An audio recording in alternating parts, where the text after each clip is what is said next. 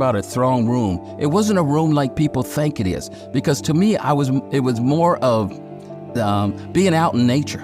I was there when we all gathered around the throne of God to tell our Father how much we love him.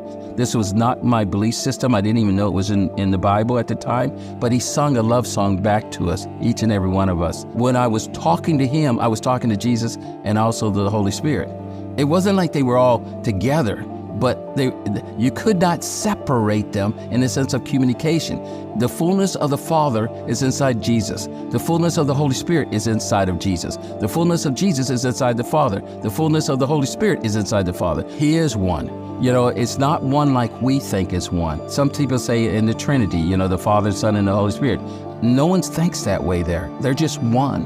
When God shows up in your face like a bomb blast, it really gets your attention. And I'm standing there in awe with a knife aimed at me, by the way, and time stopped. All I know is that God showed up as a light, and the light was roiling with energy, as you would expect if you were up close to, say, an atomic bomb. What was roiling even more was the love that came with it.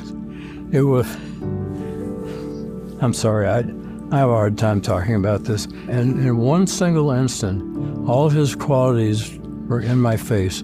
God's overarching quality is love. Everything is contained within that. His knowledge came very suddenly as an image of a library filling the universe. His power was undisputable. The joy is, it will make you happy for a lifetime.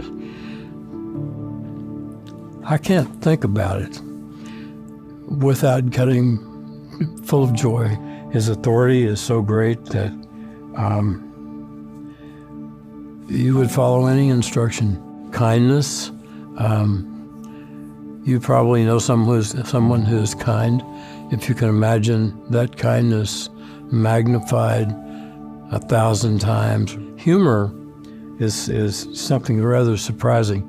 You don't expect God to show up ready to laugh it off. Purity, he is so pure. It puts your own condition in stark relief.